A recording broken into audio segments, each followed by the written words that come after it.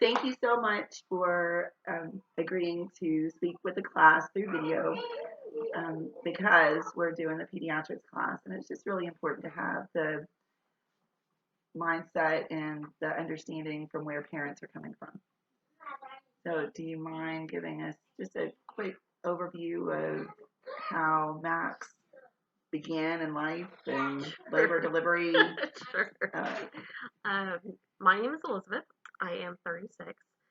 My husband and I have been married for 6 years, and we finally found out that we were pregnant after several years of trying. Yes, we were really excited. We did not find out during our pregnancy. We chose not to have testing. Um, we were very uneducated on the subject of what pregnancy testing did and what it determined. Um, I also thought Down syndrome was genetic, and come to find out it's not at all. It's completely random. So I had a fairly uneventful pregnancy, just your normal, I don't know, weird cravings. I ate a lot of pizza, which I think is why Max loves pizza so much. Probably. um, we the one thing that was odd about it was right at the end, I was working at Mainland High School, which is right across the street from the hospital. And I was odd because I was on the third floor and I could literally sit at my desk and look out the window and look at the hospital. And it was just kind of odd. Towards the end there, the last week or so, right before I went into labor, I just got this overwhelming sense of something's wrong. And I couldn't figure out what it was. I was petrified they were going to take my child away from me. And I, at that point, just thought it was going to be because I wasn't well equipped to be a mother or whatever. I was very irrational about it. I didn't really share my fears with anybody because it was so irrational that I just thought it was new mom jitters and, hormone whatever. So Max was born almost 3 weeks early. He missed the cutoff of the date for a preemie by like 2 days, 36 hours. If he had been born 2 days earlier, he would have been considered a preemie. They told us right after he was born, our doctor walked back in the room. David and I were just sitting there staring at him, just in disbelief that we had this tiny little bundle. He was 6 pounds, 11 ounces, and he was just tiny. And we just sat there and we were just staring at him. Just unbelievable that, we had finally had a child after all these years. And the doctor walks in and says the nurses suspect that he has Down syndrome. And we just kind of looked at him and we're just, what are you talking about? What do you mean Down syndrome? What is Down syndrome? What?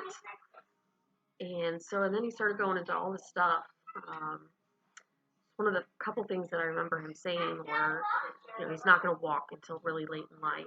He's not going to get teeth until really late in life.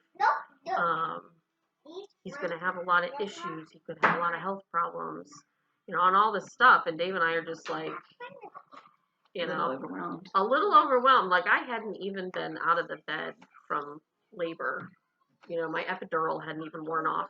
I'm sitting in bed, I can't even move, and I'm just staring at my doctor like, what are you talking about? And my mom comes in after she drove 12 hours from North Carolina down to Daytona to see me, to see us. And she comes in right as the doctor is leaving and giving us this last bit of information, and she is just like, what are you talking about? This is my grandson.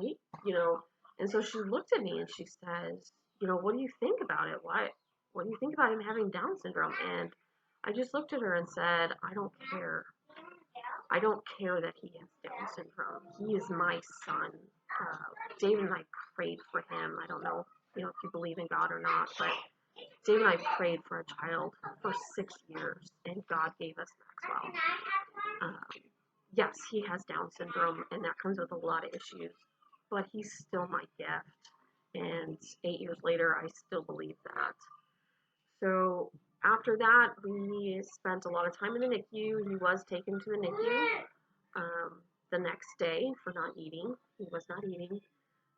Wouldn't take a bottle, couldn't nurse, just did not have sucking. Like he just couldn't get that down. Um, he was also jaundice. His bilirubin was really high. So they had him like cocooned in a blanket and in the tub thing of the NICU. So we spent 11 days in the NICU, which was a pretty short stay in the scheme of all things NICU.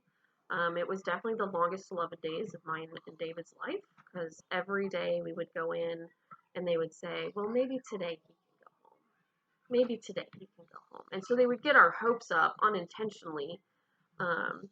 And, every day I'd be like, no, he's got to stay. He's not doing it. He's not doing it. So finally, after 11 days, they sent us home. We had contacted the pediatrician and done our first newborn well visit that you have to sign up for or do. I don't remember how it works. After you have your baby. And so we went home. We were home for 24 hours. We went to the pediatrician appointment. And while we're in the room, our pediatrician walks into the room, looks at Maxwell for less than a split second, and leaves and goes and calls 911 and has the ambulance come and evac us right back up to the hospital. She knew there was something wrong. That's exciting. It was absolutely terrifying to not know whether this child was going to live or die. They had sent us home on oxygen. We had these big, huge machines, and we had cannulas and like all this stuff, and we had no idea. So we spent a week in the PICU. The doctors couldn't determine what was wrong. They had done several heart echoes. They had done some pulmonary tests, and they kept saying everything was fine. They couldn't see anything. There was no reason for him to have these issues. Obviously, just spend time in the PICU and the NICU with no reason. But so after we went home the second time, then we started going back to our pediatrician. And again, she knew that there was something wrong. It took Max 4 hours It took him an hour to eat 4 ounces of breast milk. He wouldn't latch, so I pumped. But yeah, it took him an hour to eat 4 ounces of milk. So she started sending us to all of these specialists. We went to the geneticist. We went to a pulmonologist. We went to gastroenterology. I think that's what it was. And those 3 doctors could not find a cause of what the issue was of why he wasn't breathing well.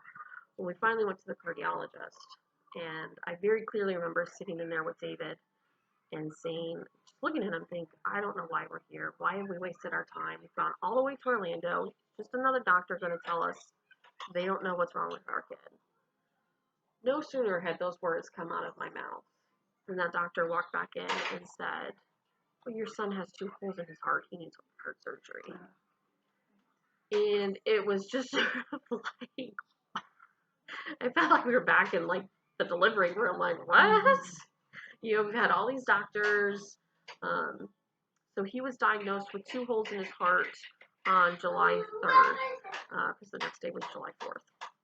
And we had to stop and get new prescription medicines on the way home from Orlando because we knew the pharmacies were going to be closed for the 4th of July.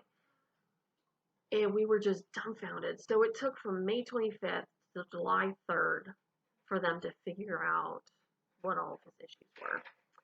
And that was Max's start to life. He did have open heart surgery in December of 2012. He was 6 months.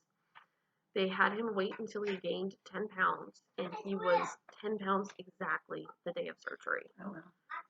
So it took him 6 months to gain 4 pounds because it took him so long. Even with the heart medication, it still took him a long time to eat because everything just took so much energy. And one of the things they cautioned us with was just conserve his energy.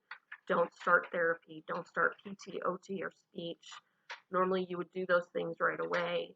And they said, don't, you have to conserve every calorie that he intakes so that he can gain weight, so he can survive the surgery.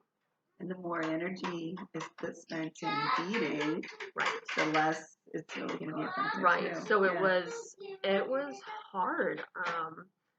So Dave and I did everything we could not to get him to cry, or we did a lot of holding. I mean, you're gonna hold your baby anyway, but I mean, we didn't let him cry at all. I would sit in the back seat with him. If we were going somewhere, I would take him out of the seat. And just hold him because he really didn't like being in the car seat. Right. He would just cry in the car seat. And we didn't go anywhere. I think we went to church a handful of times in between that 6 months just to keep him away from people. We weren't allowed to have people in our home. You know, anybody that smoked had to stay away from our house. If people came in, they had sort of kind of like where the world we're living in right now, where everybody's got to wash their hands and take care of everything. Every time somebody walked into our house, or we went somewhere, you know, wash your hands, wash your hands, wash your hands, so that he couldn't get sick. Because if he got sick, there was no telling what would have happened. Right. So that was his start to life.